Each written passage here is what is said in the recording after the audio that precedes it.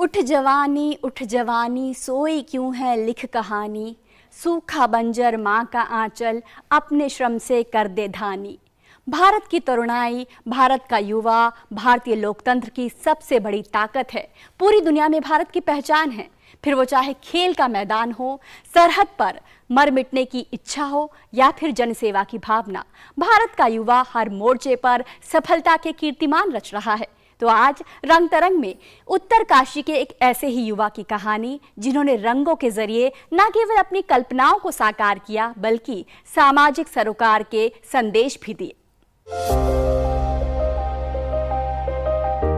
अक्सर हमने युवाओं को नौकरी और पैसे के पीछे भागते देखा है, लेकिन उत्तरकाशी के एक युवा ने कई अच्छी नौकरियों के प्रस्ताव के बावजूद एक ऐसे काम को अपना जुनून बनाया है जिसमें भले ही आय कम हो, लेकिन देखने वालों की आंखों के लिए खूबसूरती और खुद के लिए सुकून ही सुकून है। ये है उत्तरकाशी के 25 साल के मुकुल बडोनी।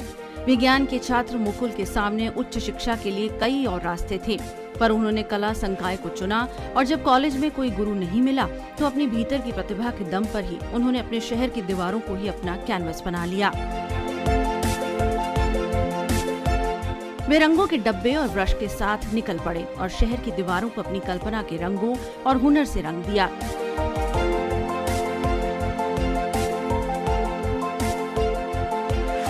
वे न केवल घरों, स्कूलों, होटल्स की दीवारों पर सुंदर कलाकृतियां बनाते हैं, बल्कि सामाजिक सरोकार से जुड़े अहम संदेश भी देते हैं। फिर वो चाहे उत्तराखंड के रीति रिवाजों और संस्कृति से जुड़ी तस्वीरें हों या बेटी बचाओ बेटी पढ़ाओ जैसा महत्वपूर्ण संदेश देना हो, उनकी कूची कभी थकती नहीं है। कोरोना के समय में भी वे अपना काम पूरी शिद्दत के साथ करते रहे और बीमारी से बचने का संदेश भी देते रहे।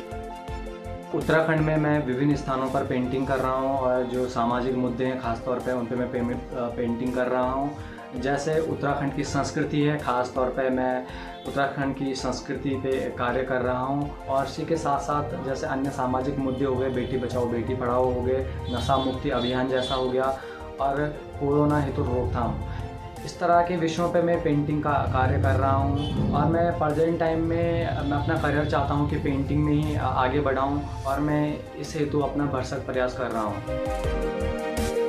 ये काम करते हुए उन्हें कई बार चुनौतियों का भी सामना करना पड़ा। कभी सीढ़ी फिसल जाती तो कभी रंग ही गिर पड़ते, पर फिर भी अपना काम बिना किसी मदद के करते रहे।